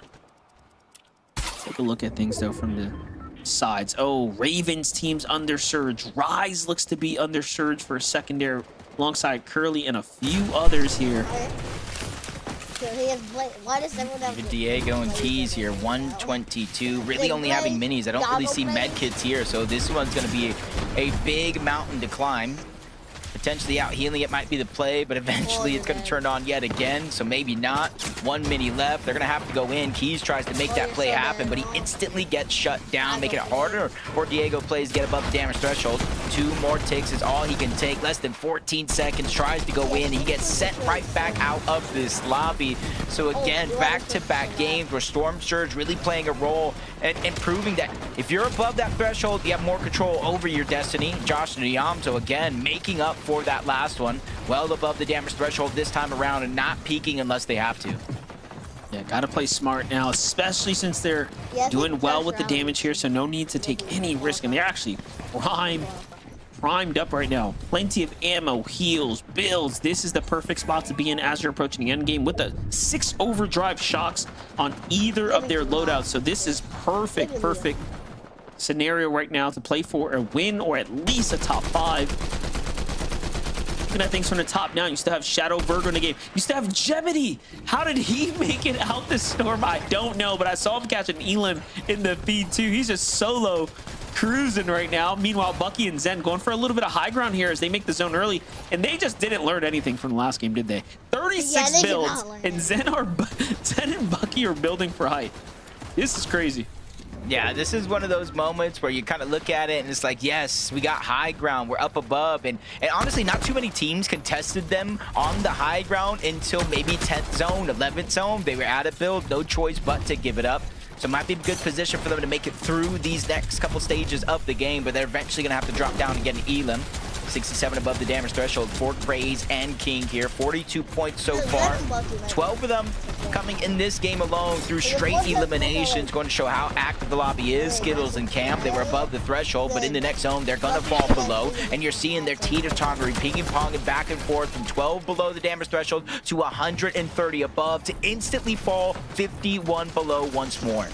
Yeah, they found a couple little tags there to buy them some relief, but you can tell that it's not going to last very long. For Bucky and Zen, I want to see them build some single towers and use them shockwaves to get across. But look at this. King gets a nice Elim out the sky there, and then they start looking their focus up to the high ground. Couple tags onto Bucky, and this is why when you have control of height like this, you have to put pressure down on the second layers below you. And if you don't, you know exactly what's going to happen. They're going to end up finding an opportunity to turn on you. Always got to be aware, always have to be proactive. Skittles, Cam, they try to do that. 3 eliminations here, but again, still find them 135 below the damage threshold. 6 players need to go down. Storm Surge will no longer be a thing in this game, but until then, that damage is going to dictate how you're performing. Cam not only taking damage from Storm Surge, but shots from King as well. He's going to get knocked, eventually cleaned up. Skittles now feeling the pain, 89 below the damage threshold. You see him scrambling, trying to find an answer, but 2 more ticks, that's all he can take. There goes Cam, but he's not really able to get anything, not even resources. Peekaboo, he goes down. Eventually, all these moments come to an end here. For King and Craze, though, this is a moment for them to shine. 700 damage above the threshold before it deactivates. And they're popping off right now. 5 eliminations. They're catching back up as if they were never falling behind on the standings in the first place. Josh and Yamzo need to do the same, but Yamzo is down. So Josh is left to try to clutch this one out by himself right now. I look for other notable players still in the tournament right here. G Monster standing there in the distance as well, but all focus here now.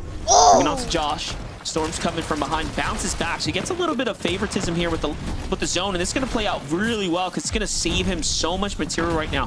Do keep in mind, he still has shockwaves as well. Shadow and Virgo on the other side, 3 Elims, and things are starting to piece together here as they're playing the ultimate low. Yeah, Shadow and Virgo's consistency looking insane right now. If they can kind of pick up some elims here, maybe a first place, really prove that they might be the team to beat. Craze and King trying to do that as well. King picking up his 4th elimination of this game so far, 5th overall, and a bunch of mats that they need as they change layers once more, going up, staying away from that low ground chaos, as they know at a moment's notice things can turn around, so they're trying to stay ahead of the game. Same thing with Bucky and Zen. We asked the question, 7th zone, is it too early? So far for Bucky and Zen, it's not. Yes, it is. No, it is too early. Zone 9, 15 builds now on Bucky. They're starting to gas out here. 13 for Zen. They're going to have to use their shockwaves and get their hands dirty here soon. Shadow, Virgo back in the mix on the low ground. Looking for a refresh here. They have a pressure on some duos here on the outsides of the zone. Unfortunately, it doesn't turn into anything just yet, but the rotates look clean. There's bodies everywhere. Meanwhile, Josh is just trying to keep a low profile. He's made it his way into the top 20 right now, so at least you can appreciate that. But this is where the real points start to add up here. Yeah, and there's a lot of pressure here on Josh. Bucky staggering back. Zen is actually down, so Bucky staying on the high ground deep into the zone, trying to get some shots on the scare. Eventually, he's going to have to shockwave in, and that's not going to be a safe journey to the other side. But Josh, with an 18th place in Game 1, there's a lot of pressure on him to perform. No Iamzo by his side, and you see him quickly running out of resources. But a new team on height, they stole it away from Bucky and Zen at the perfect time. 11th zone, Scare and Osid, and they started this game outside of that top 7 bubble, so this is their moment to shine. Pretty incredible game for Liam as well. I see him alive down at the front side of the rotate right now. Meanwhile, Josh is working his way up and off those congested layers, but he finds himself with another duo here. Great shot into Liam and Jace, but unfortunately couldn't get enough to find a finish or a follow-up. But still, a top 10 for Josh when he lost the Amzo so long ago is so impressive. Pressure coming in from up top. Here comes Liam and Jace, possibly looking to make the edit down on him. But as we jump in with Virgo's perspective, up he goes from the backside. He gets caught out there.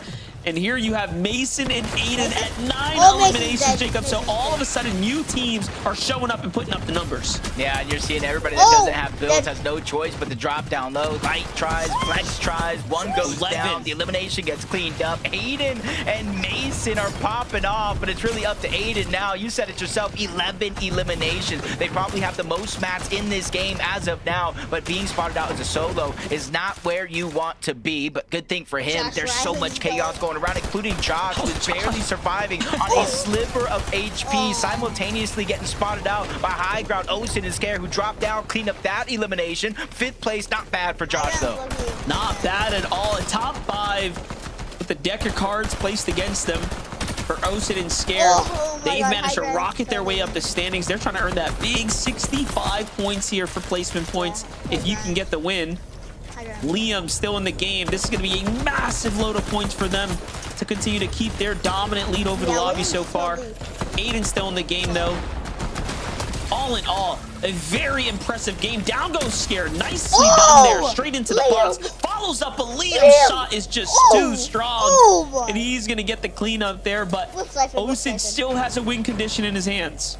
Yep, but Liam's not able to actually pick up the elimination for the loot, so he has to just wait for Scare to go down to the zone. The siphon is what's keeping Liam alive. Hire's going to be down below, but only for so long before he gets taken out by Liam. Liam has won game number 1. You said it yourself. This is building themselves a little bit of a cushion, but Osin does not want to take the chance. He has the med kit, and he hopes this is the difference maker to winning by heal off and getting 2nd place. It's going to work out for a Monster. Osin, Scare, they are going to win this game and move up that leaderboard for sure.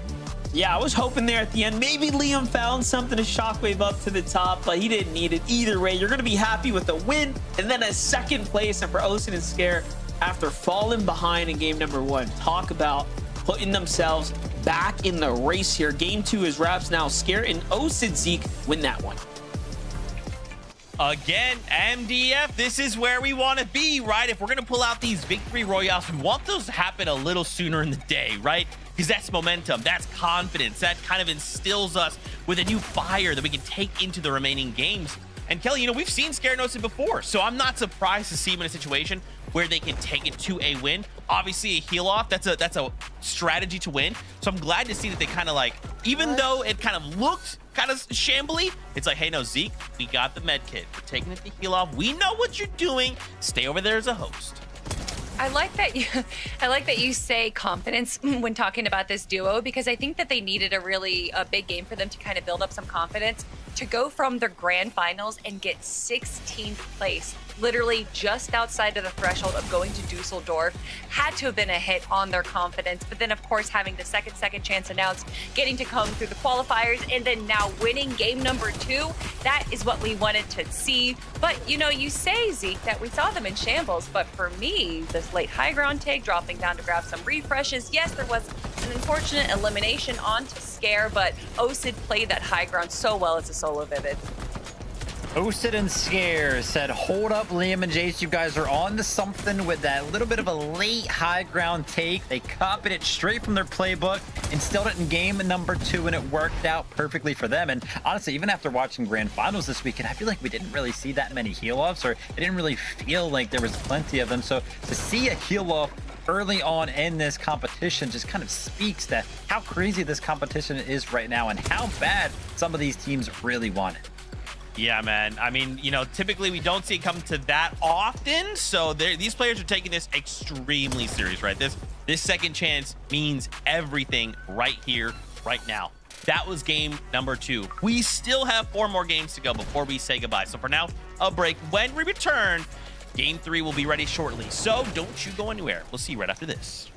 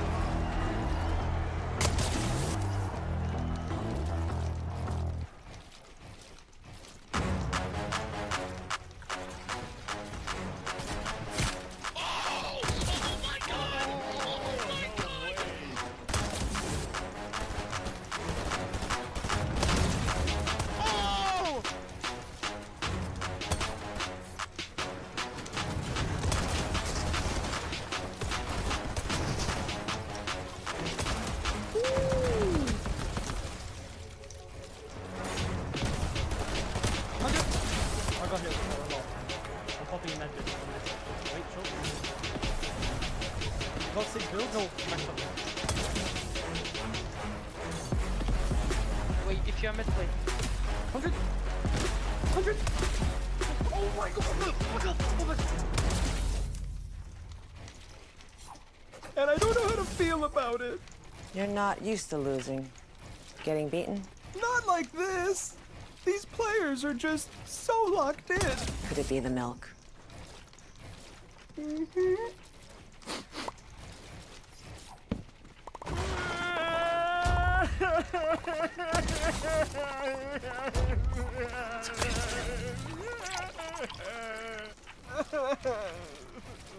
Stay there.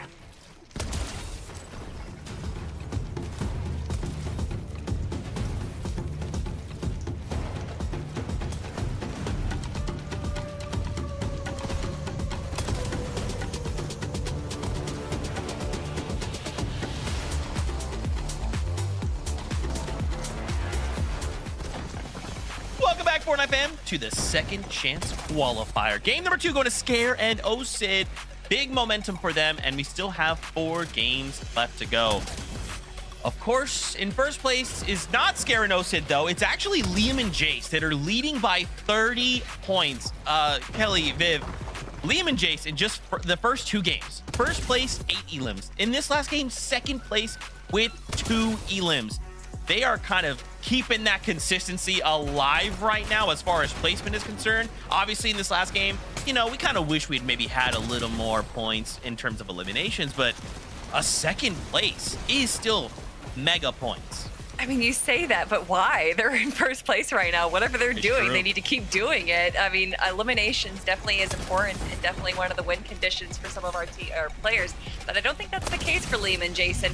When you look at their history, Liam has 5 FNCS finals appearances and Jace has 0. So again, one of those players that could potentially be going to Dusseldorf without ever playing a grand finals would be absolutely wild of it. Yeah, it would be awesome to kind of see that. We did talk a little bit about predictions for what we think the point threshold is going to be for top 7. I think we kind of guessed around 260 here on NA, which would be kind of similar to EU.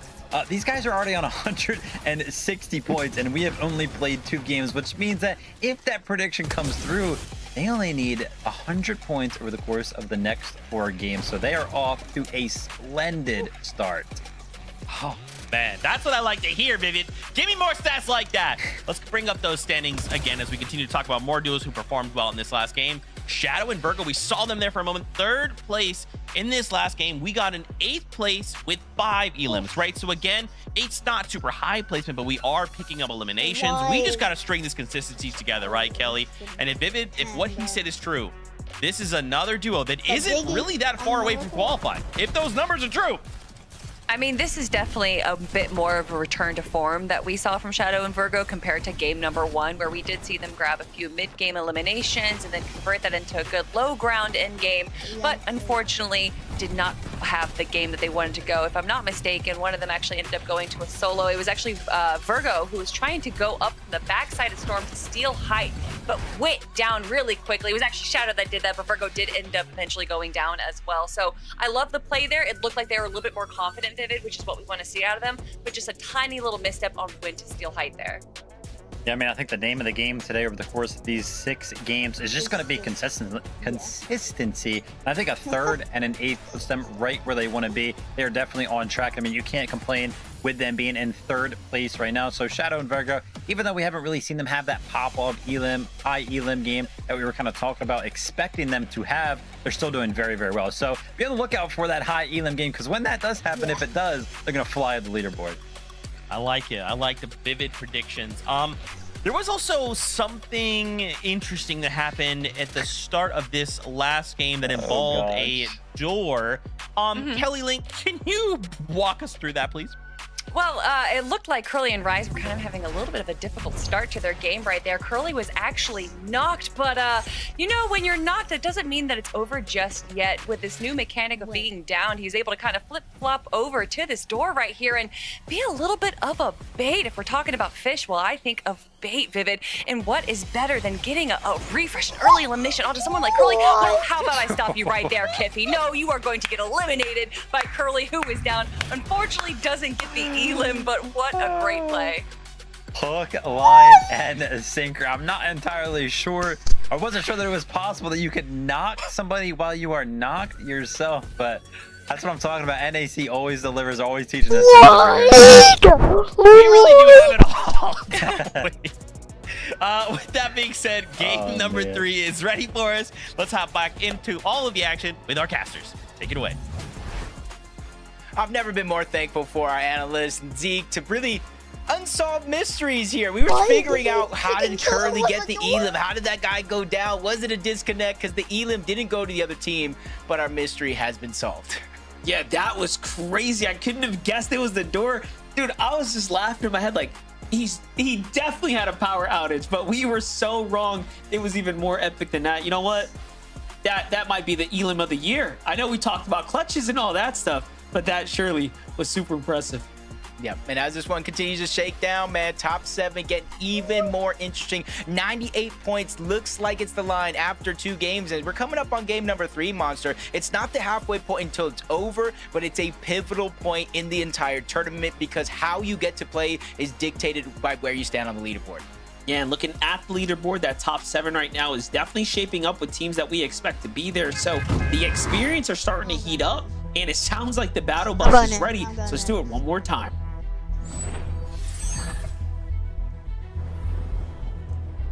We have big names inside of that bubble, Monster. We have big names outside of that bubble. These teams were given a second chance here to qualify for the Major 1 Summit. And these teams that qualify today, not only on this region NA Central, but everyone throughout the day will go directly to day 2, waiting for 25 of those teams after day 1. And those will be the teams we see. Bucky, Zen, could they be one of them? So far, they split this drop spot in game number 1, Monster. In game number 2, they took the fight to Kicks and their opponent to get those eliminations, which honestly helped them a bunch. We really saw the difference in how their Storm Surge was and how they were able to play out the rest of that game. They went for high ground in both of those games.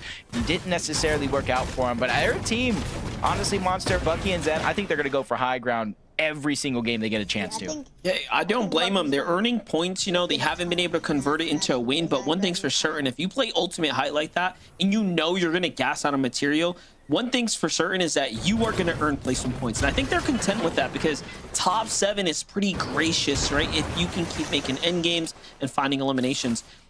That was really interesting, though. For Bucky, I just noticed that they didn't actually force the fight in the early game, so this might affect their surge. You saw how it affected them game 1. I'm curious to see how this is going to play out. Rising Curly, though, obviously they have a single elimination here, so probably swatting someone out the sky before he ends up touching down. Let's see what's happening on the other side of the map for Skittles. Cam, nice little clutch for him there. Finds 2 eliminations.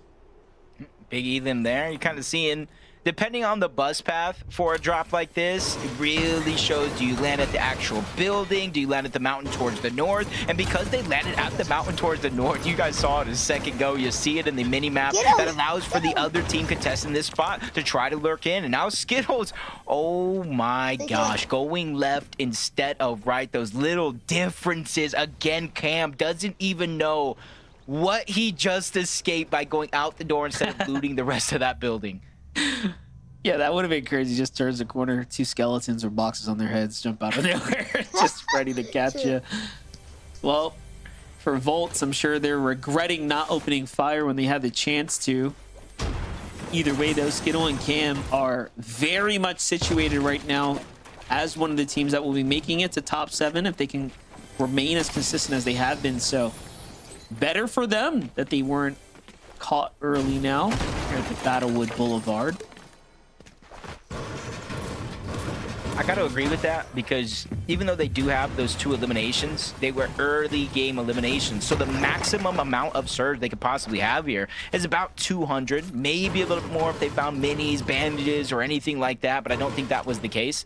So for Skittles, for Cam here, 1 big shot even if they get the elimination here on the Volts and his teammate down below, could change the course of their game in terms of Storm Surge. See how that one continues to play out. But as one fight Slow Monster, we know not every fight like that is going to be the case. We tune in and instantly it looks like Mopping and Max's go down.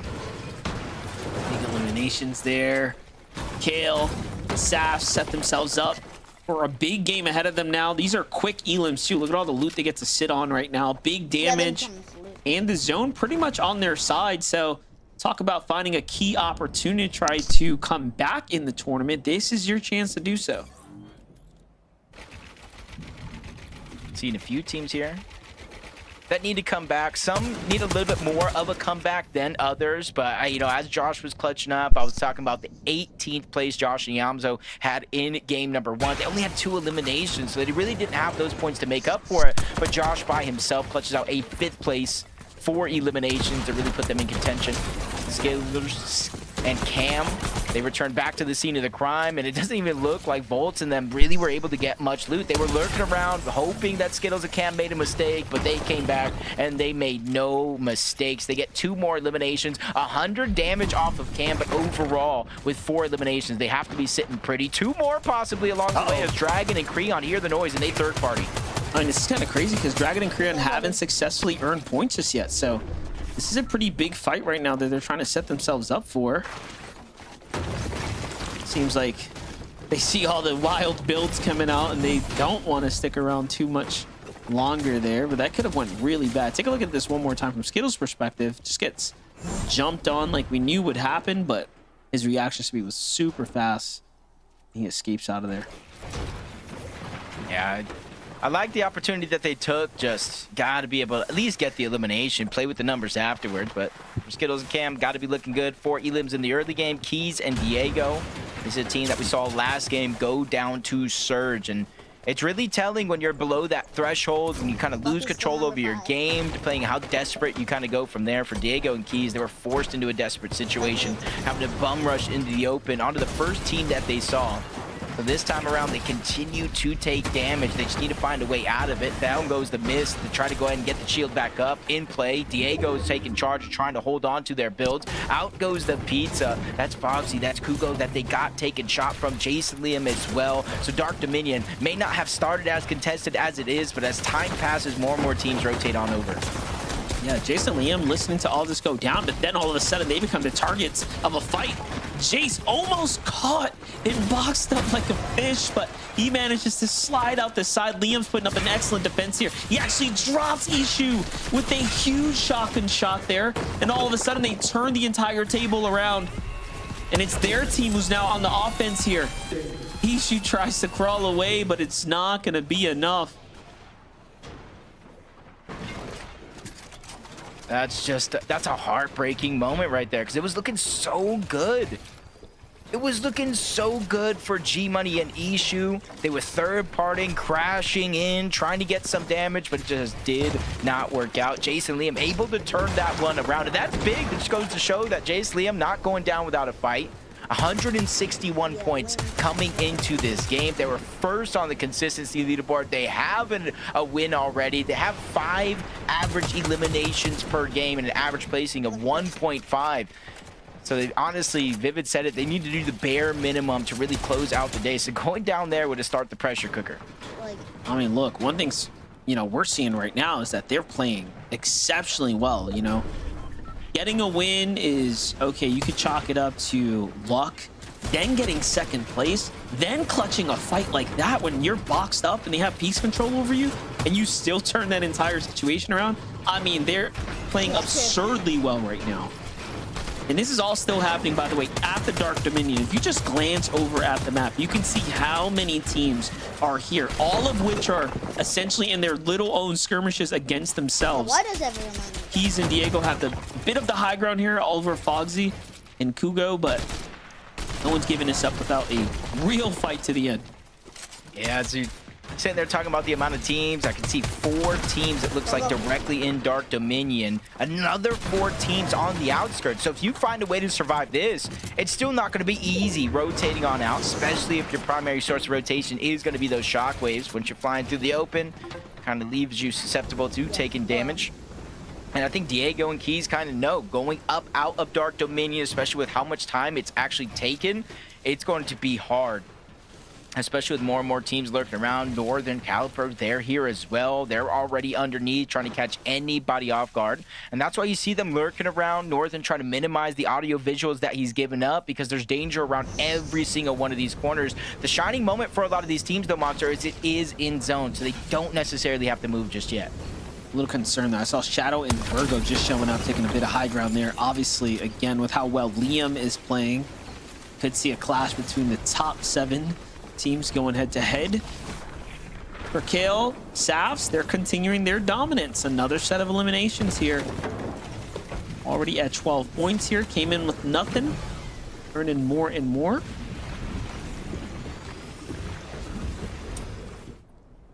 And usually going down, you know, when you get the reboot card, you reboot your teammate, you didn't necessarily have to worry about Surge because when you got rebooted, it kind of cleared it. A clean slate, it restarts. As of a couple of weeks ago, you know, watching, you know, Ozzy stream, we kind of learned that that's no longer the case. Today, we figured out that when you go down, get rebooted, all your Surge remains the same. So if it wasn't bad losing your teammate, getting a max pull across the map, it actually does get a little bit worse, and it kind of forces these players to instantly start to get proactive of how they're going to make up that Storm Surge gap.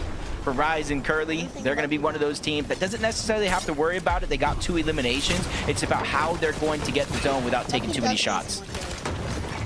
Yeah, no one should get comfortable with that, though. Obviously, feel like the most experienced are conditioned and just play it out. Never lose your teammate. Oh, behind you. Assassin kill, though. Look at this aggression here. And I like this a lot because they need to make up the points. And it's 4 points for the eliminations, right? So this really does start to rack up. We already know the significance of getting these elims here.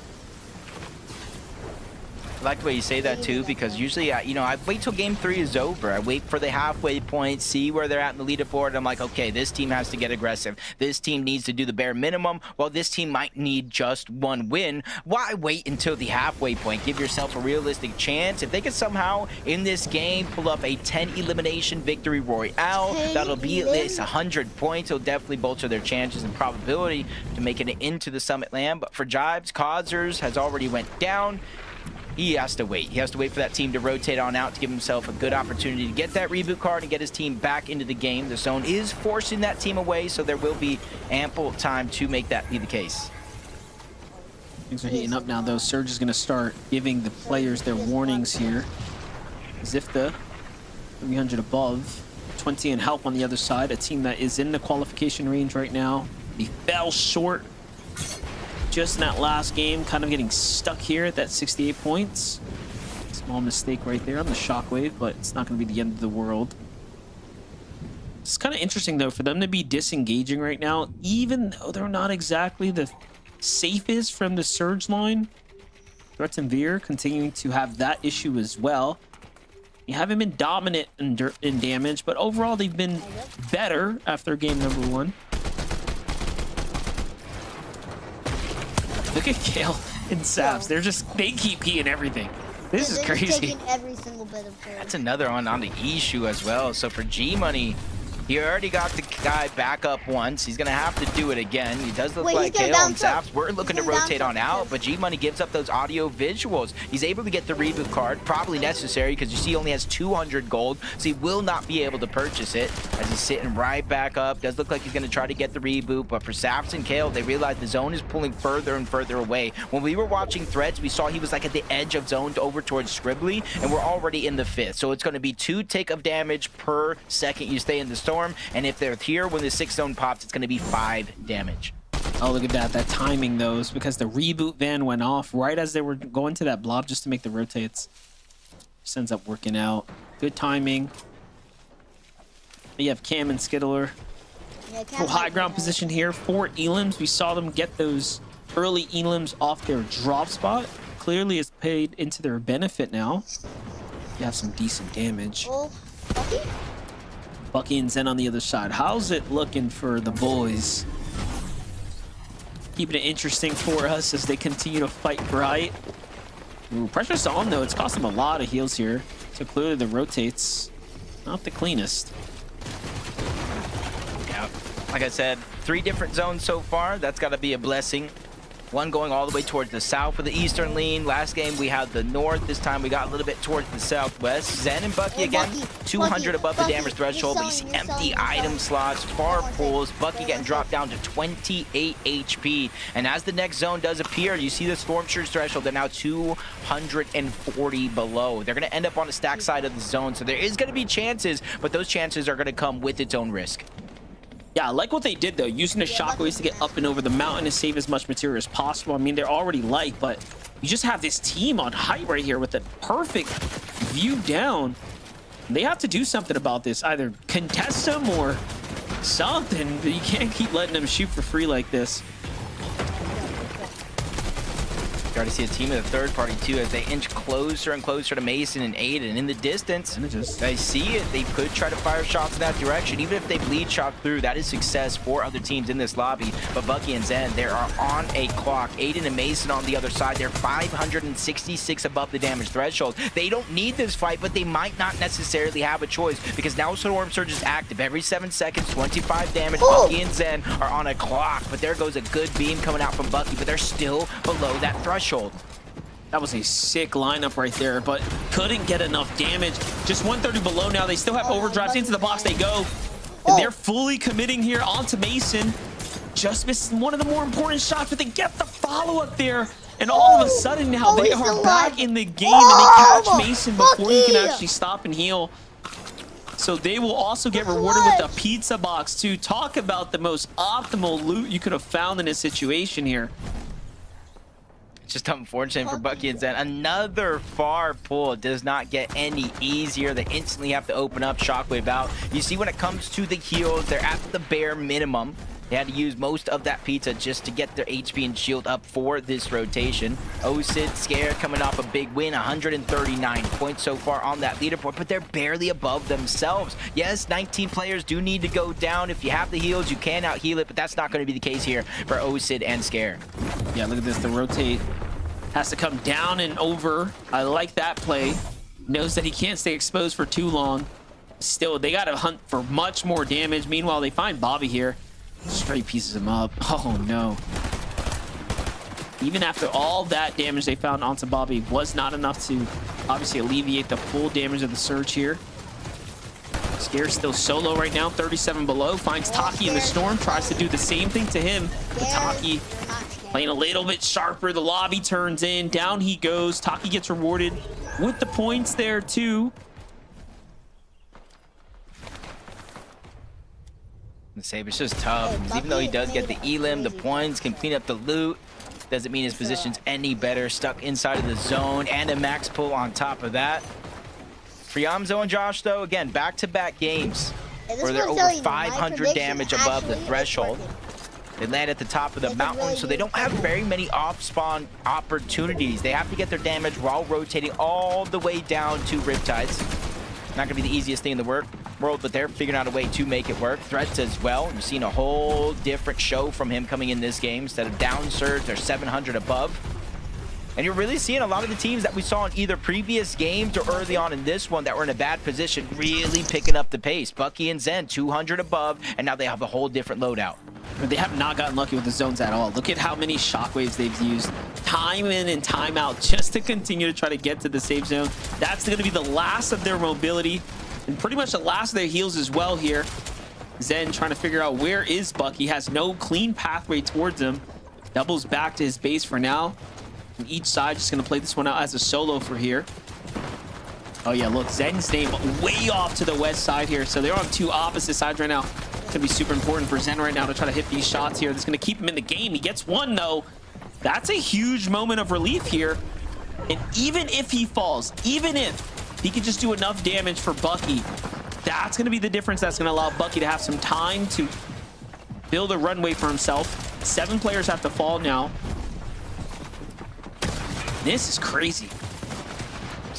brings a whole new meaning to living life on the edge right now. 9 HP, peeks on over. Good damage as well. Just really needs an elimination here for the Siphon, or to find a pile of loot that somebody did left behind. That one's going to be an harder case. Rise, Curly, 1,200 damage above the threshold. Curly having 3 eliminations here, and we're now in the top 23, which means placement points with every team that does go down are going to fly in at a rapid pace.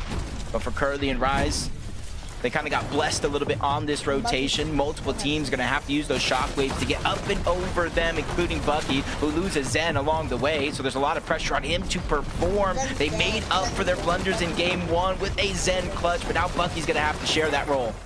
Yeah, you can see the pressure starting to kick in there. A couple missed edits, missed builds for Bucky. Virgo left to clutch this one up by himself as well. I saw Shadow fall there.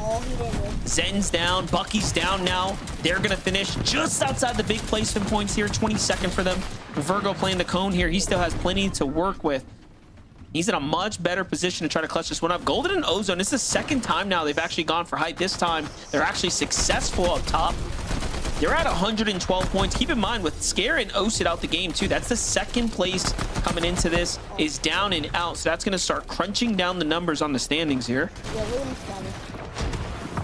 Second out of the game, 4th place separated, 5th place having struggles. Yeah, Amso's down again. You said it yourself. So Josh, outside of the top 20, forced to have back-to-back games with a solo clutch. New player for Elite Esports, and really now is just time to earn that respect that you deserve. Virgo as well, flying through 3rd place on the leaderboard. Big shots going to land, but not enough to actually get the elimination. But he's not getting greedy here, Monster. That's the biggest thing.